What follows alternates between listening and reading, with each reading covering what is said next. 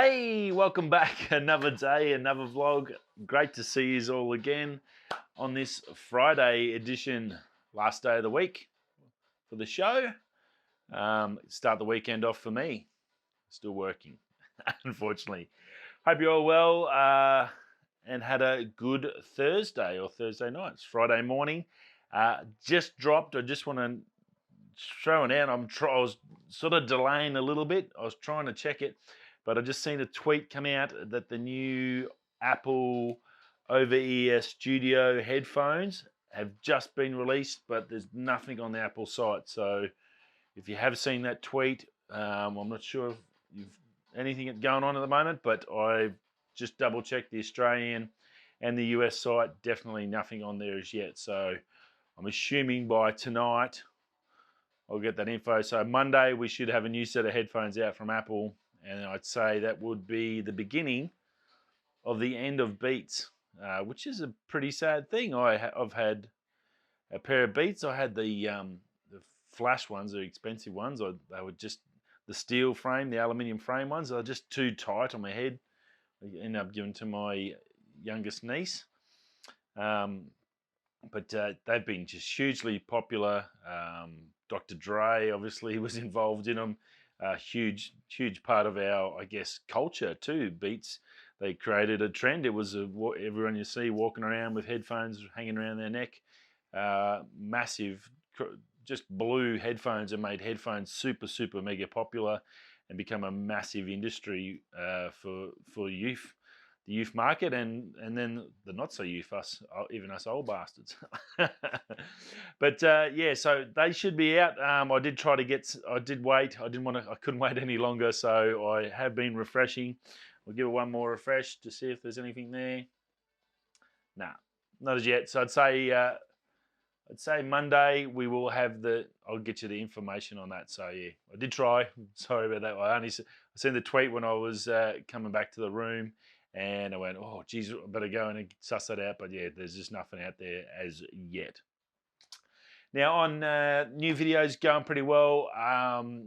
It's Bell's Rapid and Sunrise, as I said to you yesterday. The biggest problem I have is I have crap tons of photos. Even I think I've got 10 like really good and like 3 or 4 just amazing shots. Just got that beautiful glow of the sun coming across the mountain, over the hill. Not really a mountain, but over the hill, and that's reflecting onto the water. I've got a couple. Yeah, so I've got some really nice shots there. I'm about halfway through the photos, so I'm going to try and stay up as long as I can and edit some more today until I pass out, and then I'll hopefully get the photos finished today or pretty close. So tomorrow and Sunday I can start on the video and get it all together, and hopefully Monday, Tuesday get it out to you. So my apologies, but it was a really good day. There was no one there. I was the only one at the place. It was nice, cloudy day, so heaps of clouds. So there's heaps of beautiful textures in the sky. It's not just a blue sky like I get here at work all the time, which is sometimes a bit painful. But yeah, plenty of water in there. Bells is an amazing place. I've been there many times, as you've probably seen if you watch the videos on the channel. Sometimes when it's empty, when there's just bone dry for about 6 months, but once that rain comes, it's just a spectacular place. All this massive big granite rock. It makes for some sensational photography. So I think I've got another really good one. So that should be pretty good. So hopefully by the end of the weekend, I'd say, it's just a photography. It's something I don't really want to rush. I want to make sure I get in and make sure they're looking good. Trying to get a sort of a theme, and I'm trying to get that sunrise sort of theme. So I want that glow, trying to get that nice glow, and I've got a heap of photos where that glow's there. So yeah, I'm just going to working my way through. I think it was like 150, 200 photos. I've got about 8, probably 7 or 8 really good ones at the moment. So there's going to be plenty there for the video to check out. So try and get that through. If you have been watching the Instagram, of sort of last couple of days, I've chucked in my little Albert. He's been pretty good. I did some sunset shots with him and the 1DS on, and it's actually, I think it's quite handy. Like, I'm not a portrait type photographer. I'm just portraits and models and that just don't really sort of do it for me, as in the art sort of thing. I know it's probably weird as a photographer because it's, I guess, where the most of the money is with all that, and it just, I don't really have that sort of inclination. But I think it's pretty cool. The colors with the brass and stuff they use, it three-legged thing. Uh, it's actually it's a really good looking piece of furniture or equipment. And to chuck it into photos, especially with the sunrise and stuff, I think the last couple of photos, it's really good. And you chuck a camera in, it's a good little. I'm normally by myself when I go out, so to have something there as a little subject matter sort of helps it out a bit. So I hope you appreciated them. I'm really enjoying it. I think it's a fantastic tripod, and I'm glad I saved up to get it. So definitely worth it. I'll look after it. It's going to last me a long, long time. Other than that, yeah, we're going pretty well. We're getting there. So back on track. Finally, it's been a long week and a bit. Rightio. So GTECH have just released. GTECH, you think of SSDs, so they're in the same family as the Western Digital. They're all basically one company. So you would have seen them in Apple stores. GTECH, a little bit more expensive, a sort of flashy one, sort of much like I guess Porsche design. They sort of do they design the outside. It looks very nice and smicko, and it's got the internals of like a lacy product and stuff. They work with outside designers. Well, GTECH's sort of like I guess the Lexus version of the WD, and they do have some good gear, and they've just released a new SSD. Pretty cool bit of kit. It's NVMe, and it goes up to 2 terabyte and 1000 megabyte a second. It's got a 3 meter drop rating, 500 kilo crush protection on it, and it's IP67 water resistant. A little bit XE, it's $600 US. As I said, it's sort of like the luxury brand for the WD franchise. It does look really nice, but I guess it's sort of something you probably next one down will be their SanDisk version. But it's at 2 terabytes, pretty good. It's got all the sort of fancy stuff in it, but definitely go check it out if you're after a nice SSD to take with you on a shoot or something, or if you don't just want a daggy old one. This is definitely something to go check out. So that just got released today. Intel's gone through a big change. They have been getting smashed for 6 for the last year and a half. As we well know, AMD's been pretty much taking them to the cleaners over the last 12 months. And I've got a funny feeling that I don't think that's the end of that. In all avenues, they're struggling. They've even gone now, one of their, I guess, attempts to try and change their fortunes and change their lucks. They've changed their logo. Now the logo is just basically, you've gone from that always famous loop to now it's just Intel in like a roundy sort of modern font with a blue dot over the Intel. It's like, yeah, okay. I think it was pretty unimpressive for a logo, for a company to go from where you've got something that people recognize and they understand.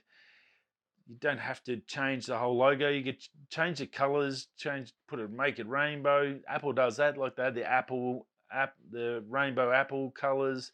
You can change all the colors of it, but don't change the actual logo. I think this was a mistake by Intel because it's just a font now, and it looks pretty boring, and definitely zero sort of vision. Whoever thought of it, and whoever signed off it should probably not work there as well. They're probably the reason why they're struggling, because they've got no vision. So yeah, the logo was pretty average Intel. I wasn't a big fan. I don't really agree with any sort of company that has a logo that's just letters, because if it's just letters, you can't really sort of copyright it either too, because you can't copy. I'm sure you can't. Oh, well, I hope to Christ you can't copyright letters. That'd be pretty crazy. You wouldn't be able to use half the alphabet. But yeah, it was just pretty uninspiring. Now, they did release a new set of chips as well, their 11th gen Tiger Lake chips, processors. Their built-in graphics, the Iris Xe system, so it's a bit of a combo. I know on my old MacBook 13, it was a built-in Intel Iris system. When it came out, it was fantastic. As it got older, yeah, not so fantastic. Having said that, when the 8K video from the R5 came out, the iPad, I think the versions that had the Iris actually fared better than the external graphics card. So it does sort of, it's a sort of 50-50. I don't think the graphics is anywhere good as, say, your AMD or your Nividias and stuff like that. But I think it's more what they do it's a combination where the whole system sort of works together. The graphics is there, sort of take that load off your main processor. That's what the graphics card does. So it takes all the heavy lifting of heavy graphics for computer games, or when you're building videos, that graphics card's there to just take all that massive amounts of data and data crunching. It does that while the processor can do its normal thing to run the computer and run normal programs. That's sort of how it's supposed to work. So having a sort of combination is sort of a good thing, but I guess my understanding of it, and correct me if I'm wrong, when you do have that combination, I think you can sort of lack in that little bit of extra grunt that you do get of an external graphics card. So it sort of seems tricky. I hope they've got these right, because the way they're going, it's crazy to think, but Intel could be one of those companies that just fall over and disappear, like your Sony Ericssons in the phone company, your who we talk about, BlackBerry, top of the world, running everything in control, and then all of a sudden over a few years they just sort of disappear and become nothing. BlackBerry's fighting to stay alive as it is. We talked, I think, the other week about them bringing companies in Texas has taken over the whole brand to try and keep them going, but I'd hate to see Intel sort of fall into that. I don't think they'll last. They'll be swallowed up by one of these bigger guys. Now, the graphics are, you're going to i7, i5 and i3 versions.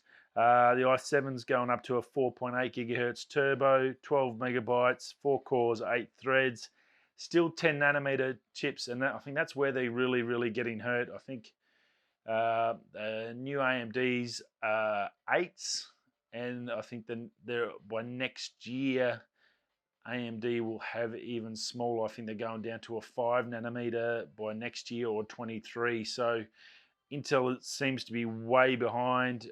You've got Apple going to ARM, so that cuts out Intel and these ARM processors. Every report we've heard about, every leak, every test on them, these ARM chips are just pretty insane. Microsoft's looking at the ARM side of things. Intel hasn't really seemed to have gone off and gone, we need to get an ARM series together so we can stay in this. They're putting their money into what they've got, and I don't think that's going to be enough. It's going to be tricky for them. Yeah, very, very, I guess they weren't super as exciting as, say, the Nividias yesterday, which just smashed everything out of the park and were half the price. So good luck to Intel. I hope these work for them. I hope they're really good processors. We've all used them at some stage. We probably still use them. My work computer's got it. This has got it, and they work a treat in here. I definitely can't complain with them, but it's just their competition is just so good. So good now, and not only have they got to worry about your AMDs of the world, your Nividias, they're now going to worry about your Apple and your Windows, because they're going to be making their own things, and who knows, Apple could start selling their ARM processors to other companies. So that would be pretty wild. So look out. Facebook, if you haven't seen it on YouTube, I think I mentioned it a week or so ago when it started. You begin that thing comes up every time you open up YouTube or Google. You'll get a little square box there about the Australian government. This is obviously for Australians. My apologies to my overseas viewers. With our illustrious corrupt politicians in Canberra trying to bring in some law where basically you have to pay news companies to use their stuff. So, for instance, if advertising on Facebook or whatever, if someone uses a clip from, say, Channel 9 News on there, I'm not sure what the exact specs and time frames and all that. I guess it's a bit like copyright and copyright strikes. Well, basically, now these news companies are going to have the ability to nail these Googles and Facebooks and all that sort of stuff and charge them if they find out that people are using it, even if it's not Facebook using it, could be that people on their platform using it. Well, they can still get charged for it. Meanwhile, I think the media companies can charge whatever they want for the media. So it's looks like it's a big, massive shit fight.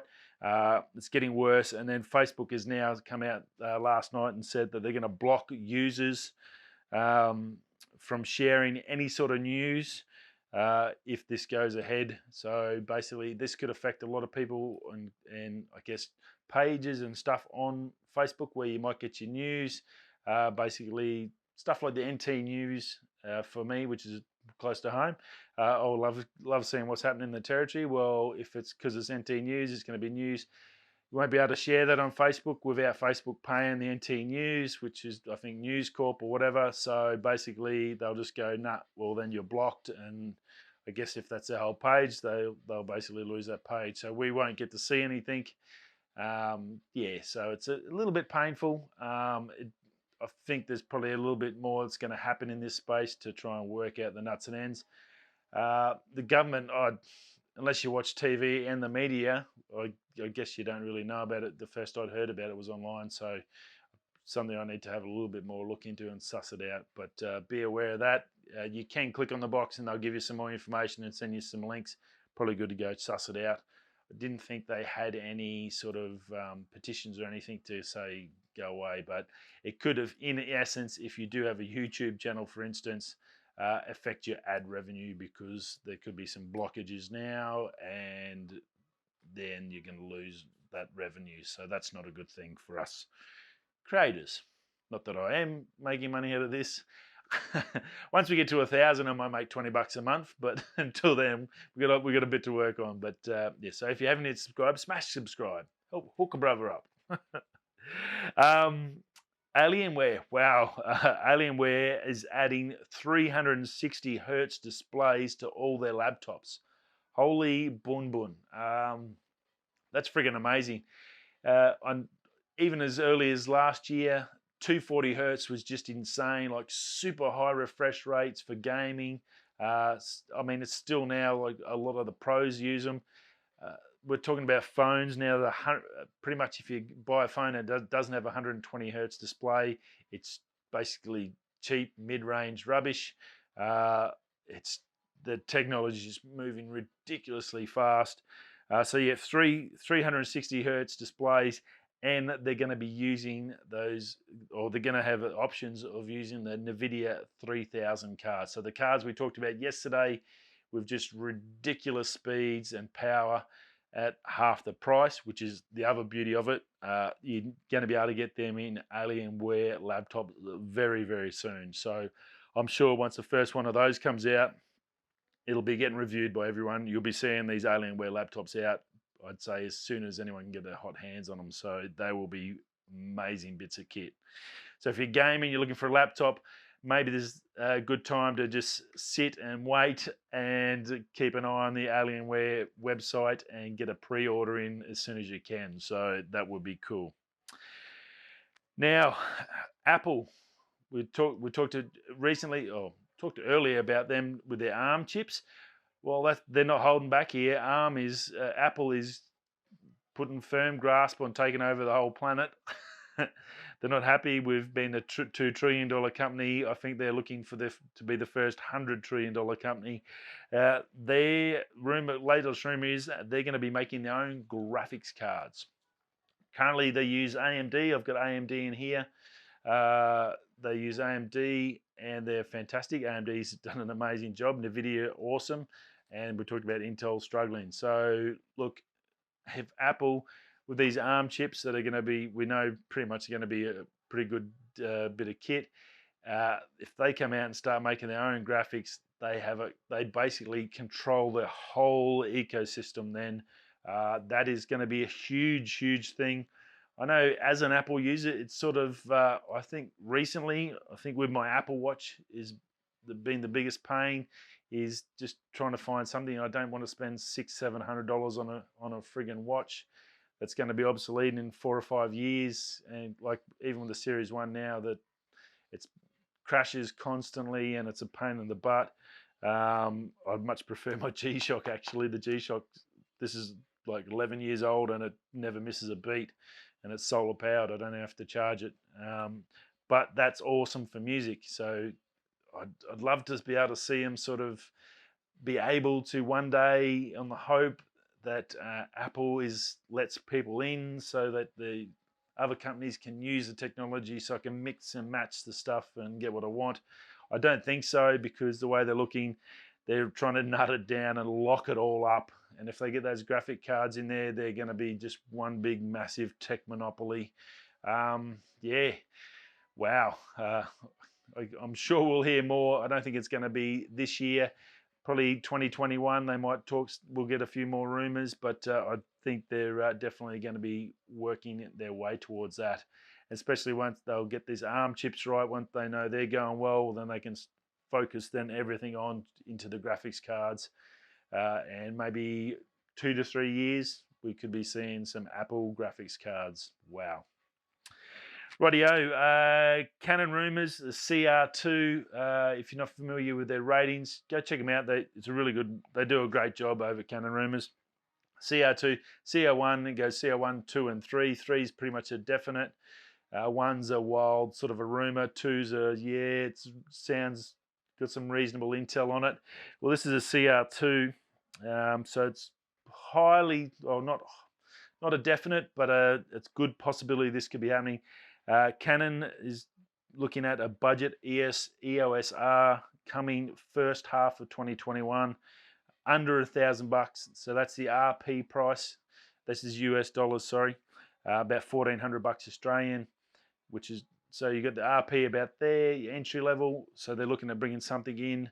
You'd have to think it's not going to be 900. You'd have to think it's around the 800 mark, which is the same as an M50, which sort of tends to lead to the point where this high-level APS-C they're talking about may be like we've talked in the past about the Z50 having that full frame, but the smaller full frame thing with the RF mount on the tiny body, and that could be what they're looking at. I'd say maybe we might get that APS-C with the RF mount. Then you've got to pay that massive dollars for the glass. RF glass is no way means cheap.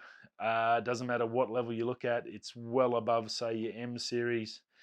So that's going to be a little bit scary, I think. But looks like it's going to be happening. Now, the other problem I have with it, part of that rumor is the fact to get under this price, they're going to have no EVF, which I think is a big sort of thing, because Canon's really renowned as a photography side sort of cameras. Yeah, they do a really good hybrid where it's definitely really good photos and good video as well. They've got a good combination. With Sony's amazing with videos. They do some cameras that are really good with photos. They're not really a best of both worlds. You either get one or the other with them. Canon's sort of like a mid to high range on both, and then you get the other sort of, they specialize in one or the other. If they're not having an EVF, that's really going to count out a photographer. So your entry level is not really an entry level for photography. You're still going to have to go to the RP so you can look in. Even with a good display in the back, from a photographer's, from my point of view, I guess I'm not a guru photographer, but from when I take photos, as much as I use the screen, I always go in and look in the EVF, because the screen, doesn't matter how good you are, shade, clean it, whatever you want to do, you just can't see it as good as when you've got your eye sealed up, and you can just focus on what you're looking at, and you can see it clear as day. So having no EVF, it didn't work well for the other one. We had to buy it separately. I think it was an M6 or whatever like that. Yeah, it was good for video, and I think people used it for vlogging and video. But photography, I don't think there's many out there using that camera as a photography tool. So yeah, not sure about that. And then last but not least, Luminar AI announced last night. Luminar, you'll see a link below if you want to use it. It's fantastic software. There's another video I've got to do is go through that. Luminar 4, and it might be sort of already getting close to obsolete already, or with this upgrade. Luminar AI is coming this Christmas, or in time for Christmas. You can pre-order now and save about $30 Australian. It's a pretty wild bit of kit. Seems to have a lot of stuff as Luminar 4, so you can quickly change sky. You can do a lot of stuff with faces and portrait stuff. You can add weight, lose weight. It's a pretty wild bit of tech. If you haven't used it before, go down below. There's a link down below that'll give you a discount. Try that out. It's really, really good software. If you're into portrait stuff or just basic photography, you don't want to spring out for the Adobe package, go and try this Luminar 4. It's a fair chance it's going to do most of what you're going to want as a beginner in photography, and it'll do a really, really good job. And it's definitely worthwhile having if you are a photographer as an accessory, and it works really well with Lightroom. So you can just click in and highlight them and just go straight to like Photoshop, and it'll link straight out and then save straight back. So it's a really good bit of software. This new AI looks like they're expanding even bigger and better over the Luminar 4. Definitely going to be a good bit of kit. It's a little bit more expensive, $108. That's with the pre-order discount. Normally it's going to be $139, and then you can add on your extra packages where you put in basically all your different skies and extra skies and animals and bits and pieces. So go check it out. It's only valid for the first 30,000 customers, and it's a bit of a bundle, so go check that out. And that they've got other discounts on the extra packages as well, so definitely worthwhile. Rightio, I've got about 2 minutes left before I run out of tape. Holy hell. Run out of disk space. I will see you all Monday. Have a great weekend. Thanks for coming and seeing us today. Do appreciate your support, and I will catch you all soon. Whether you're coming this way, that way, I'll catch you on Monday. Peace.